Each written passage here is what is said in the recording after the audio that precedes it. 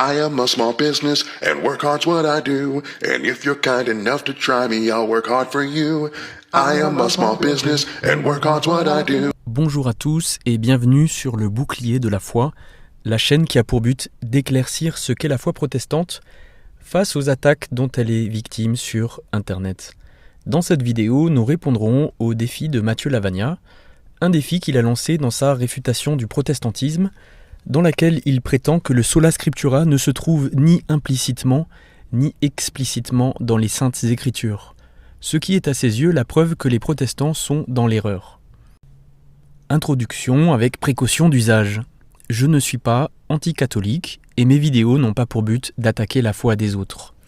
Je suis un protestant évangélique et je suis pour le dialogue entre les chrétiens, et ce dialogue part du principe qu'avant de critiquer, il faut découvrir ce que pense l'autre et essayer de le comprendre dans son système théologique.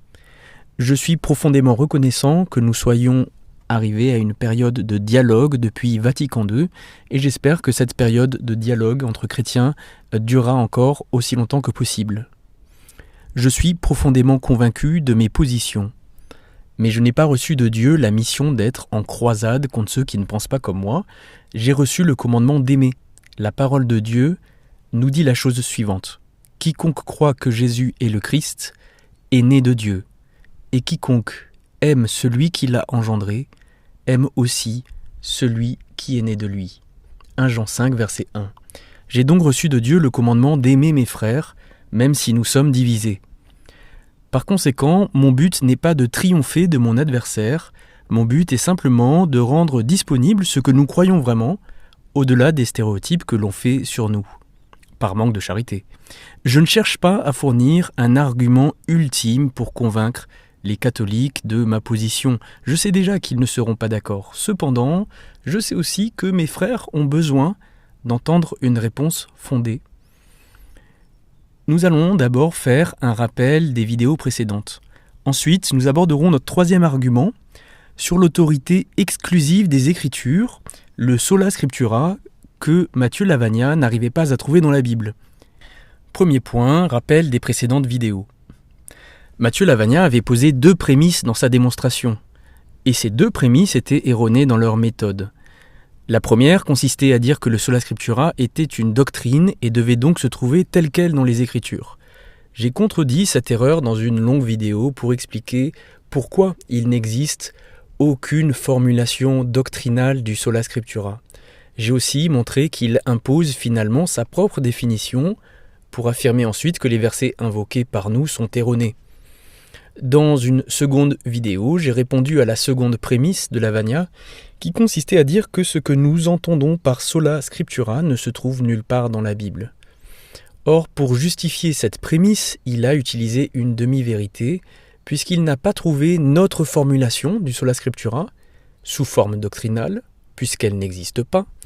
Il a imposé donc sa propre définition du sola scriptura, en faisant croire qu'elle était présente dans nos confessions de foi, qui affirmait en fait autre chose, la suffisance des Écritures. La suffisance des Écritures est véritablement l'un de nos articles de foi, mais elle n'a pas la définition qu'il en donnait, qui est centrée sur l'autorité. J'ai donc montré ces erreurs dans une seconde vidéo dans laquelle j'explique comment il a confondu suffisance et autorité. Dans cette deuxième vidéo, j'ai également expliqué que le sola scriptura se trouve dans les Écritures en tant que pratique et non en tant que doctrine, dans la piété qu'enseigne la Bible. En effet, la Bible enseigne réellement une piété centrée sur les Écritures qui nous amène au sola scriptura comme pratique. Mais dans toutes ces discussions, en réalité, nous n'avons fait qu'effleurer le sujet. En effet, j'ai passé mon temps à dire que Lavagna se méprenait sur le sola scriptura, qui n'était pas une doctrine, ou sur l'insuffisance des Écritures, qui n'était pas le sola scriptura, et toutes ces argumentations n'en finissaient plus, et dans tous ces méandres, peut-être que certains se sont mis à penser que j'évitais le sujet par des acrobaties rhétoriques, mais à chaque fois, j'ai promis de vous donner raison dans votre accusation, car en effet, nous croyons et nous confessons que les saintes Écritures sont et resteront, jusqu'à l'avènement de notre Seigneur Jésus-Christ, la seule et unique autorité sur la foi et la pratique dans l'Église, et qu'il s'agit même de la condition pour que l'Église soit considérée comme fidèle. Donc vous voyez, je le dis, nous croyons que le sola scriptura est une réalité donnée de Dieu, même si ce n'est pas une doctrine. Alors comme promis, voici la vraie doctrine sur laquelle se fonde à nos yeux l'autorité exclusive des Saintes Écritures. Elle ne s'appelle pas sola scriptura, mais doctrine des Écritures, ou selon les auteurs, doctrine de la parole de Dieu, ou encore, selon les auteurs, la doctrine de l'autorité des Écritures. Mais je le répète encore une fois, même si certains esprits critiques ne me croient toujours pas, tant ils aiment croire que leur enseignement est infaillible. Cette doctrine ne s'appelle pas sola scriptura. Parlons maintenant de l'autorité de la parole de Dieu. Vous verrez que c'est très simple et que cette doctrine s'appuie uniquement sur des données scripturaires. Voici la logique de cette doctrine. Matthieu Lavagna a dit que pour nous, l'Écriture est l'autorité suprême et infaillible. Il se trompe. Pour nous, c'est Dieu qui est l'autorité suprême. Dieu a parlé et sa parole fait autorité. Pour nous, c'est un point à la ligne et fin du débat. Je vous l'avais dit, il n'y a pas de sola scriptura dans cette affaire et c'est une chose extrêmement courte et extrêmement simple à comprendre. Voilà comment nous comprenons la question. Si Dieu a parlé, qui peut le contredire ? Si Dieu a parlé, qui peut le compléter ? Si Dieu a parlé, qui peut apporter une parole égale à la sienne ? La seule question est qui ? Notre logique est de faire la différence, non pas entre les Écritures, la tradition et le magistère, mais entre l'autorité divine et l'autorité humaine. Pour nous, dire que la Bible est la parole de Dieu, ce n'est pas une expression. Ça signifie réellement que Dieu a parlé. Or, cette compréhension est aussi massivement présente dans les Écritures, car c'est de cette manière que l'on parle des Écritures dans les Écritures. C'est le cas dans l'Ancien Testament et le Nouveau. Par exemple, en 1 Pierre 2, verset 8, on nous dit que « il s'y heurte » à la pierre d'achoppement pour n'avoir pas cru à la parole. Dans la Bible, l'expression « la parole de Dieu » évoque indifféremment les paroles orales prononcées par Dieu, que ce soit directement ou par l'intermédiaire des prophètes, et le texte des Écritures. Ainsi, par exemple, dans Hébreux 3 et 4, on dit « Si vous entendez sa voix, ne vous endurcissez pas » Hébreux 3, verset 15, faisant référence à la voix de Dieu entendue par le peuple sur la montagne au Sinaï. Mais tout de suite après, il ajoute, en faisant référence au texte de la loi, donné à Moïse, « La parole qui leur fut annoncée ne leur servit à rien » chapitre 4, verset 2. C'est donc une habitude que le peuple de Dieu a eue de considérer certains textes écrits comme la parole même de Dieu. Et dans la Bible, c'est une évidence. Le psalmiste disait « Je serre tes paroles contre mon cœur » Psaume 119, verset 11. Et il parlait là de la loi et des commandements. En réalité, cet usage est omniprésent dans les Écritures. Ceux qui lisent la Bible le savent. Or pour nous, l'autorité exclusive des Écritures, sur toute autre autorité, vient simplement du fait qu'elle est la parole de Dieu. De ce fait, voilà les postulats qu'il aurait fallu poser et réfuter. Postulat 1, la parole de Dieu est l'autorité suprême. Postulat 2, les Saintes Écritures, textes rédigés, sont parole de Dieu.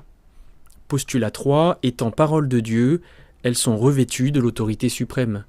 Postulat 4, les Juifs des temps bibliques, Jésus et les apôtres, après lui, adhéraient à ces trois postulats. Dans la Bible, Jésus et les apôtres souscrivent à ces vérités. Par exemple, dans l'évangile de Jean au chapitre 10, versets 34 à 37, nous voyons que Jésus considère les Écritures comme étant la parole de Dieu. Voici le texte. Jésus leur répondit, « N'est-il pas écrit dans votre loi ? J'ai dit vous êtes des dieux. Si elle appelait Dieu ceux à qui la parole de Dieu a été adressée, et si l'Écriture ne peut être anéantie, celui que le Père a sanctifié et envoyé dans le monde, vous lui dites, Tu blasphèmes, et cela parce que j'ai dit « Je suis le Fils de Dieu ». Fin de la citation. Ici, nous voyons que Jésus considère que la loi, la parole de Dieu et l'Écriture ne sont qu'une seule et même chose. Or ici, quelqu'un pourrait penser qu'il ne parlait que de la Torah puisqu'il dit « la loi », mais en réalité, il citait le psaume 82. Ce verset est une preuve parmi tant d'autres que ce lien que nous faisons entre la parole orale de Dieu et la parole de Dieu émise à l'écrit était aussi fait par Jésus lui-même. Ces textes ont reçu une appellation particulière, l'appellation d'écriture. Ce qu'on appelle les Écritures sont pour Jésus et les apôtres la parole même de Dieu. L'écriture ne peut être anéantie, dit-il au verset 35. Nous nous concentrons sur ce thème Écriture. C'est pourquoi nous appelons notre doctrine doctrine des Écritures. C'est le centre de notre doctrine. Et c'est pourquoi nous avons inventé l'expression sola scriptura et non sola biblia. Les catholiques nous critiquent souvent en pensant que ce que nous disons, c'est sola biblia. Nous ne disons pas sola biblia, notre but n'est pas de mettre un livre au centre, nous disons sola scriptura, ce qui veut dire que les Écritures, en tant que parole de Dieu, sont au centre, voilà notre doctrine. En ce qui concerne le fait que l'Écriture a l'autorité même de Dieu, on retrouve ce fait incontestable dans Matthieu 15, verset 6. Vous annulez la parole de Dieu au profit de votre tradition. Matthieu Lavagna a cité ce texte aussi en disant que nous l'invoquions pour rabaisser la tradition. Mais ce n'est pas ainsi que nous l'invoquons. Encore une fois, il s'attend à trouver dans notre bouche l'idée que lui se fait du sola scriptura, c'est-à-dire un concurrent au magistère ou à la tradition. Ce n'est pas notre préoccupation. Le vrai sujet, c'est que ici, Jésus reconnaît à la parole de Dieu l'autorité suprême sur toute autre autorité d'origine humaine, que ce soit la tradition ou non. Ce texte sert à prouver le postulat 4. Donc ce texte justifie le sola scriptura. En réalité, les textes bibliques sur ces sujets sont extrêmement nombreux. En Acte 1, verset 16, c'est l'Esprit Saint qui parle par les Écritures. Hommes, frères, il fallait que s'accomplisse ce que le Saint-Esprit, dans l'Écriture, a annoncé d'avance par la bouche de David. Ce texte et d'autres encore montrent qu'en réalité, les Saintes Écritures recouvrent une réalité trinitaire, liant la parole intimement au Père, au Fils et à l'Esprit Saint, ce que va montrer notre quatrième argument que nous ne verrons pas dans cette vidéo. Dire que l'Écriture est la parole de Dieu signifie pour nous, parce que Dieu est l'unique autorité, que l'Écriture est l'unique autorité. Cette phrase, l'Écriture est l'unique autorité, a donné l'expression sola scriptura, seule l'Écriture. Il faut donc bien comprendre le malentendu. Lavagna croit que le sola scriptura signifie que c'est la seule source d'autorité infaillible. Parce qu'il souhaite imposer la tradition et le magistère, mais surtout le magistère, on l'aura compris, dans cette question. Nous ne disons pas que c'est une source, et nous ne disons pas qu'elle est infaillible. En fait, nous disons simplement qu'elle est la seule autorité. La question de la source. Il n'y a qu'une source d'autorité, Dieu. Dieu donne ensuite une autorité à qui il veut. Ça peut être le prince, l'Église, les pères de famille, etc. Mais ces autorités ne sont pas des sources. Leur autorité vient d'en haut. Romains 13, verset 1. Elles sont autorités, mais elles sont humaines. Dire qu'une réalité humaine serait source de sa propre autorité à côté de Dieu, ce serait un blasphème. La Bible nous dit bien que l'Église a une autorité, mais pas quelle est la source de son autorité. Par conséquent, si l'Église affirme une chose sur cette terre, elle ne peut pas aller contre la parole de Dieu. Les catholiques qui disent aussi cela devraient en fait reconnaître qu'ils appliquent eux-mêmes le sola scriptura. La question de l'infaillibilité. Nous n'utilisons pas non plus l'adjectif infaillible pour parler de l'écriture, car ce qui est faillible est propre à ce qui est humain. Dire que Dieu est infaillible est inutile. Si nous devons affirmer une chose sur l'Écriture, ce n'est pas qu'elle est infaillible, c'est qu'elle est vraie. Parce que Dieu est vrai. Dieu est vrai et donc sa parole est la vérité. Jean 17, verset 17. C'est là le vocabulaire adéquat et le vocabulaire biblique pour parler de la parole de Dieu. Alors quelqu'un nous répondra que la Confession de Londres de 1689 pose le mot infaillible. C'était leur choix. À mon avis, ils ont fait ainsi pour s'opposer au magistère. C'était leur choix. Ils étaient libres de le faire. Mais nous sommes aussi libres de juger que le mot infaillible n'est pas biblique et donc qu'il n'est pas nécessaire. Comme je l'ai dit dans la précédente vidéo, les confessions de foi ne sont pas des documents dogmatiques. Jugez-en vous-même. Est-ce qu'il est écrit dans les Écritures que la parole de Dieu est infaillible ? Jamais. Malheureusement pour Lavagna, il a montré son incompétence pour réfuter la théologie protestante, car il a cité la confession de foi de Westminster en disant que le sola scriptura s'y trouvait sous la forme du chapitre 1, alinéa 6, en prétendant qu'il s'agissait là de l'autorité exclusive des Écritures. Or, c'était la doctrine de la suffisance, c'est ce que j'ai montré dans la deuxième vidéo. Or, la question de l'autorité exclusive de l'Écriture dans cette même confession de foi se trouve dans l'alinéa 4, un tout petit peu plus au-dessus. Cet alinéa dit la chose suivante. L'autorité de l'Écriture sainte, qui doit être crue et obéie, dépend non pas du témoignage d'un homme ou d'une église, mais entièrement de Dieu, son auteur, qui est la vérité même. Elle doit donc être reçue parce qu'elle est la parole de Dieu. Et s'ensuit 4 versets bibliques qui sont cités et tirés du Nouveau Testament. Quatrième argument, la parole de Dieu et son auteur. Les protestants relient leur doctrine de l'Écriture à leur doctrine de Dieu. C'est-à-dire que nous croyons que les Saintes Écritures ont reçu un certain nombre de qualités qui viennent de son auteur. C'est aussi ce qu'on trouve dans la Bible. La Bible dit que Dieu est vrai, en référence à ce qu'il a dit dans sa parole. Romains 3, verset 4. Afin que tu sois trouvé juste dans tes paroles et que tu triomphes lorsqu'on te juge. Que Dieu, au contraire, soit reconnu pour vrai et tout homme comme menteur. Dans la Bible, Dieu est présenté comme vrai parce que sa parole est vraie. Le philosophe dira que ce raisonnement est circulaire. Mais quoi qu'on en dise, c'est dans la Bible. Lavagna doit reconnaître que c'est dans la Bible. De même, la Bible dit que Dieu est sage.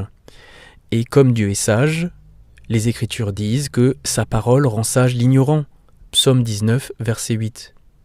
Méditons aussi le livre des Proverbes, dans lequel Dieu appelle les hommes à devenir sages en écoutant sa parole.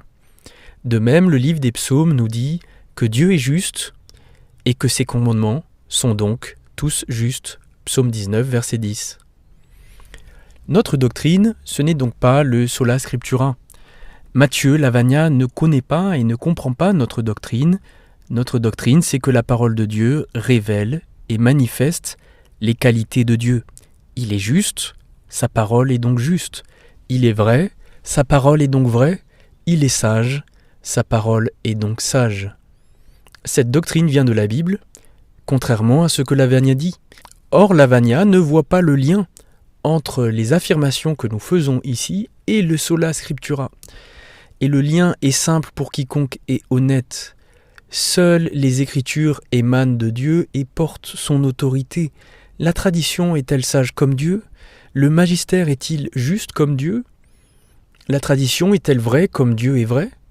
La tradition et le magistère appartiennent au domaine de l'Église, donc elles sont humaines. Qui peut donner des attributs divins à des choses humaines ?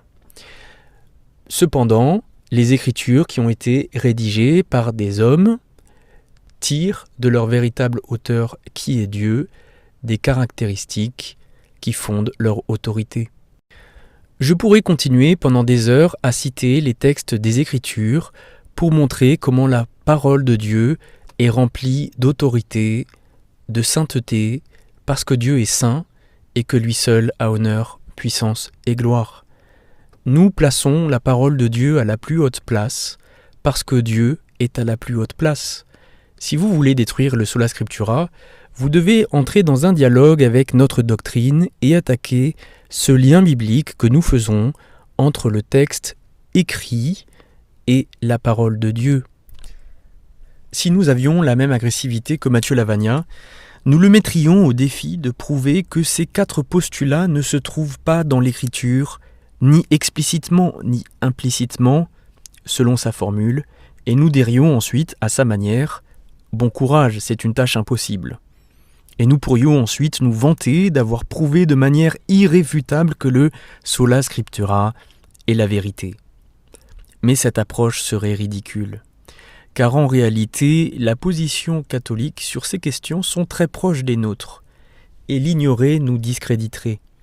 D'ailleurs, les théologiens catholiques ont depuis longtemps étudié nos positions sur la doctrine des Écritures ou de l'autorité des Écritures, et on peut même dire qu'ils s'en sont parfois inspirés. Nous savons que les différences entre nous ne sont pas là. Matthieu Lavagna, à son tour, prendrait une autre question théologique pour prouver que dans certains cas le sola scriptura ne fonctionne pas et pour nous affirmer que notre système ne tient définitivement pas la route. Pourtant, il tient depuis 500 ans et il continuera à tenir pour les 500 prochaines années. Cette approche de défi, cette approche de contradiction amène à des discussions stériles et sans fin. La parole de Dieu nous dit de nous éloigner des disputes de mots et des discussions sans fin, car elles provoquent la ruine de ceux qui les écoutent. C'est pourquoi nous devons préférer le dialogue. Pour finir, je voudrais dire 2 choses. En pratiquant le sola scriptura, nous nous attachons à Dieu. C'est l'objectif de tout chrétien de s'attacher plus fermement à Dieu. Et les Écritures montrent que celui qui aime Dieu s'attache à sa parole. Que tes paroles sont douces à mon palais, plus que le miel à ma bouche, nous dit le psaume 119, verset 103. Je sais que beaucoup de non-chrétiens regardent aussi ces débats. Voilà mon message pour eux. Tous les hommes sont morts en eux-mêmes. La vie qui vient de Dieu, se trouve en Jésus-Christ seul. Lui seul peut redonner la vie aux brebis errantes et sans direction que nous sommes. C'est le message que donnent toutes les églises chrétiennes. Dans les Écritures, Jésus-Christ est appelé le juste. Il est le Saint de Dieu. Personne sur terre n'a parlé avec autant d'autorité, mais aussi de grâce, de vérité, mais aussi de douceur, de justice, mais aussi de miséricorde.